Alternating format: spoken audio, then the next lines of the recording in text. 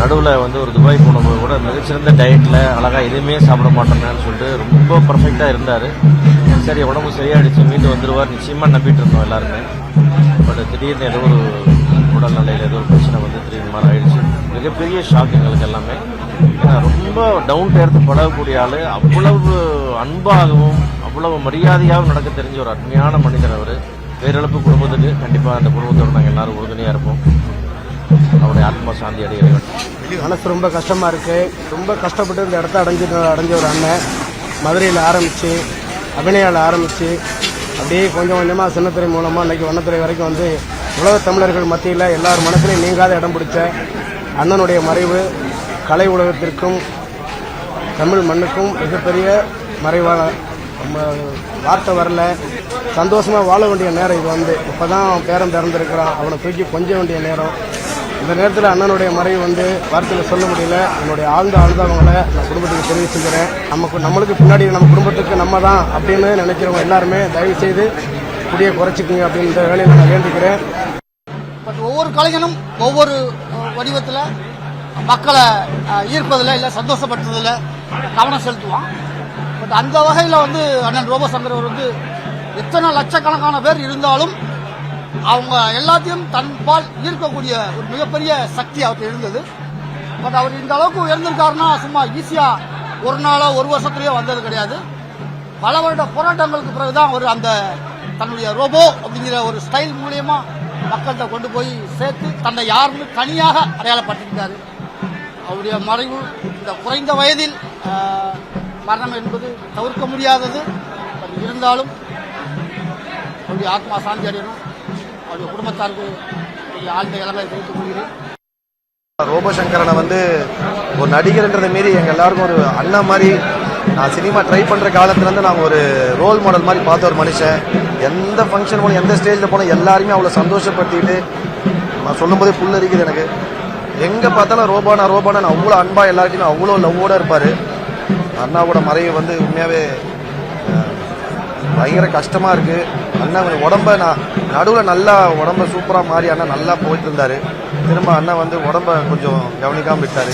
Not only movies, அண்ணா வந்து நார்மலாக ஒரு மேடை கலைஞனா, அதுக்கப்புறம் டிவியில் இருக்கட்டும், அதுக்கப்புறம் படங்களில் இருக்கட்டும், எல்லா இடத்துலையும் அவர் பண்ண விஷயத்த வந்து அவ்வளோ ஒரு 100% ஒரு அது வந்து அவர் பெருசாக ஒரு முன்னாடிலாம் ரொம்பலாம் பெருசாக சம்பளம் வாங்கலனா கூட 100% அவ்வளோ அன்பாக நேசித்து அந்த அந்த கலைக்காகவே தன்னை அர்ப்பணித்தவர். ரோபோனா வந்து கண்டிப்பாக ஒரு மிகப்பெரிய இழப்பு. நம்ம ஆர்ட்டுக்கே ஒரு மொத்த கலைக்கே ஒரு மிகப்பெரிய இழப்பு. லவ் யூ ரோபோனா. கண்டிப்பாக ரொம்ப கஷ்டமாக இருக்குது. நான் ஒரு தடவை இவங்க வீட்டுக்கு வந்திருக்கேன். அப்போ எப்பவுமே சிரிச்ச முகத்தோடு இருப்பார். இவரை மாதிரி ஒரு பர்சன் பார்க்கவே முடியாது. ஒரு நாள் கூட அவர் ஒரு மாதிரி துக்கமாக இருந்தால் நான் பார்க்கவே இல்லை. அவருடைய சிரிச்ச முகத்துக்கு தான் நேற்றெல்லாம் ஃபுல்லாக அப்செட் ஆகிடுச்சு எனக்கு. அதை நல்லவங்க வந்து எப்போவுமே இருந்துகிட்டே இருக்கணுங்க. அதான் ஹெல்த் வந்து பார்த்துக்கலன்னா ரொம்ப கஷ்டம். அதை நான் திரும்ப எல்லார்ட்டையும் சொல்கிறேன். நம்மளுடைய சினிமாவில் நிறைய பேர் இப்போ வந்து எனக்கு இப்போ என்ன பேசுறதுன்னே தெரியல. நிறைய பேர் இப்போ கொஞ்ச நாளைக்கு முன்னாடி இறந்து போனவங்க எல்லாருமே பயங்கரமாக நம்ம மனசுக்கு ரொம்ப பிடிச்சவங்க. அவங்கெல்லாம் நம்மளை விட்டு போகும்போது ரொம்ப இது எதிர்பாராதது தான். ஹெல்த் இன்னும் கொஞ்சம் நல்லா பார்த்துருந்துருக்கலாம் அவர். நான் ரொம்ப மிஸ் பண்ணுவேன். ஏன்னா எப்போவுமே கிண்டல் அடித்து சிரித்து தமாஷ் பண்ணி திடீர்னு என்னுடைய படம் வந்து டிவியில் போயிட்டு இருந்துச்சுன்னா அதை எடுத்து கிளிப்பிங்ஸ் எடுத்து அனுப்பிச்சிட்டு ஒரு ½ உட்காந்து அப்படியே பேசிகிட்டே இருப்பார். அவ்வளோ சிரிப்பாக இருக்கும். நாங்கள் ஷூட் பண்ணும்போதும் அப்படி தான் கிண்டல் அடிச்சுட்டே இருப்பார். ரொம்ப இனிமேல் அவருடைய சிரிப்பு பார்க்க முடியாது. அவருடைய ஆத்மா சாந்தி அடையும்.